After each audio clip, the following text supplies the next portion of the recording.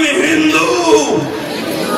জোরে এখানকার আকাশ বাতাস যেন মুখরিত হয়, আমি হিন্দু, আমি হিন্দু, আমি হিন্দু। বলো ভগবান রামচন্দ্র জি কি, ভগবান শ্রীকৃষ্ণ কি, সৎ সৎ সনাতন হিন্দু ধর্ম কি। বন্দে মাতরম। জয় মা ভারতী, জয় মা ভারতী। নমস্কার, সবাই ভালো থাকবেন। ভগবান শ্রীকৃষ্ণের জীবন থেকে শিক্ষা গ্রহণ করলাম না, আমরা ভগবান শ্রীকৃষ্ণকে ননি চোরা, মাখন চোরা, মেয়েদের বস্ত্র হরণ করা, এই সমস্ত আখ্যায়িত করে লীলা কীর্তন, ভাব কীর্তন করে চোখের জল ফেলে এই বিশাল হিন্দু সমাজকে আমরা দুর্বল, আমরা জড়ভাবাপন্ন করে তুলেছি। তাই এখন থেকে ওই সুদর্শনধারী কৃষ্ণের পূজা চাই বন্ধু।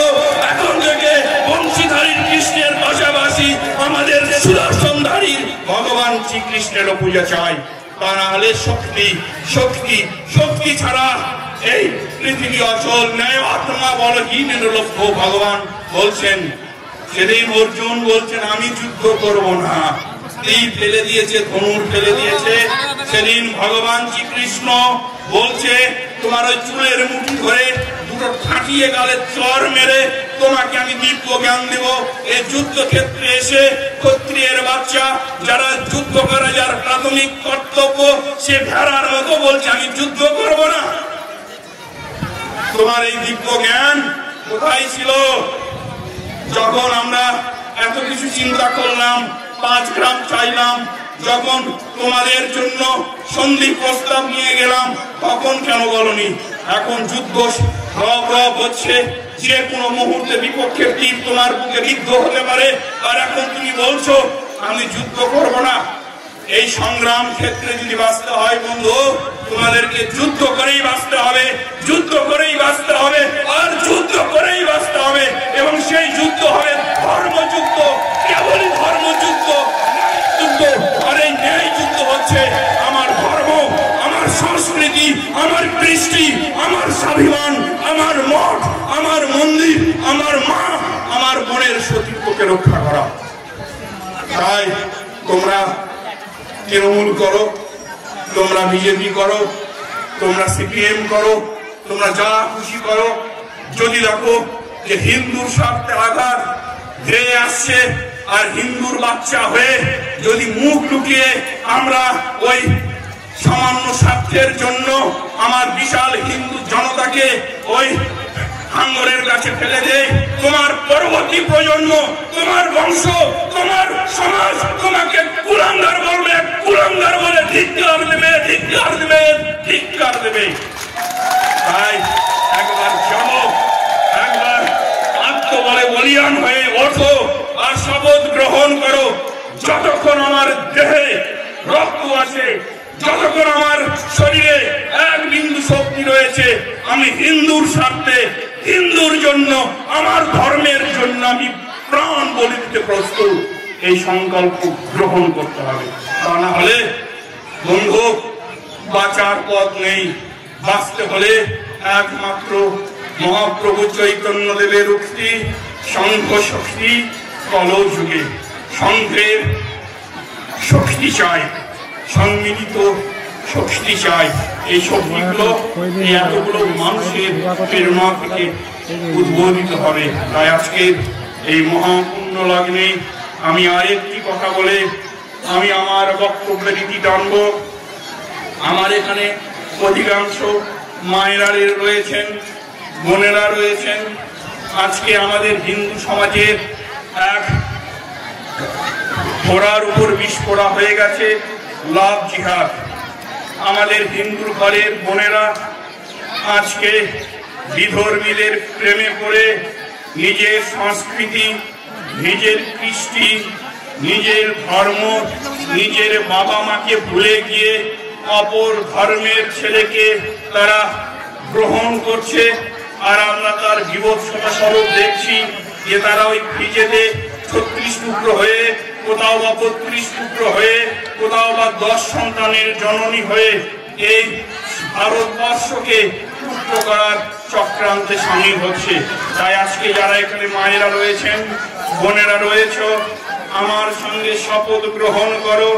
যদি সবাই হাতটা প্রসারিত করো মায়েরা, তোমাদের কাছে এই সন্ন্যাসী এই অধমের করজোরে মিনতি।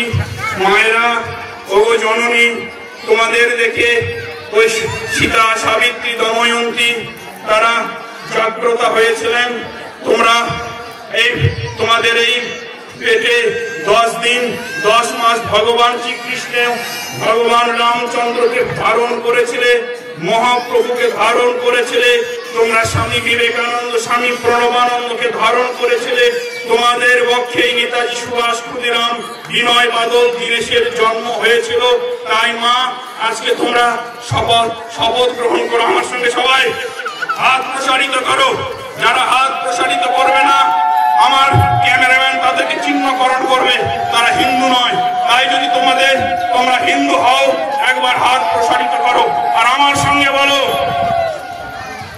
যদি আমার দেহে, বলার সঙ্গে, যদি আমার দেহে এক বিন্দু রক্ত থাকে, যদি আমাকে বিবাহ করতে হয়, আমি হিন্দুর ছেলেকেই বিয়ে করব।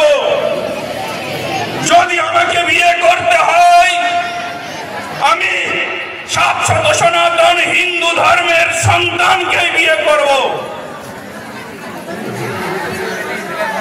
মায়েরা, এই শপথ এই মন্দির প্রাঙ্গণে বসে ভগবানকে সাক্ষী রেখে করলে, তোমাদের ঘরে যারা বোনেরা রয়েছে, যারা স্কুল, কলেজে, ইউনিভার্সিটিতে পড়ছে, তাদের প্রতি দৃষ্টি রাখবে। ওই ফেসবুকের মধ্য দিয়ে, প্রাইভেট টিউশনের, হোয়াটসঅ্যাপ গ্রুপের মধ্য দিয়ে আমরা খালকিতে কুমির ডেকে আনছি, আর ওই চোখের জল ফেলিয়ে তোমাদেরকে অন্ধকারে রেখে তোমার মেয়েটা চলে যাবে। স্বামী বিবেকানন্দজি বলেছেন, একজন হিন্দুর সংখ্যা কমে যাওয়া মানে একটা হিন্দু কমে যাওয়া নয়, হাজারটা শত্রুতে পরিণত হওয়া, হাজারটা শত্রুতে পরিণত হওয়া। তাই আমি মা বোনেদেরকে বলবো, বোন, এই আত্মঘাতী সিদ্ধান্ত নিও না। তোমার ধর্ম বদলাবে, তোমার নাম বদলাবে, তোমার সংস্কৃতি বদলাবে, আর তোমাকে ওই সন্তান প্রসবের মেশিন বানিয়ে এই ভারতবর্ষকে টুকরো করার অপরূপ ষড়যন্ত্র তারা রচনা করবে। তাই এই ভারতবর্ষের জাতীয় স্বাভিমান, ভারতবর্ষের স্বার্থকে তোমরা ভুলণ্ঠিত করো না। আজকে এই মিনতি রেখে, এই আবেদন রেখে, এই প্রার্থনা রেখে আমি আমার বক্তব্য শেষ করছি। শেষ করার আগে পূজ্য স্বামীজি বলেছিলেন, আচার্য স্বামী প্রণবানন্দের স্বপ্ন ছিল আমি হিন্দুকে হিন্দু নামে জপ করাবো। তাই আমার সঙ্গে বলুন, আমি হিন্দু।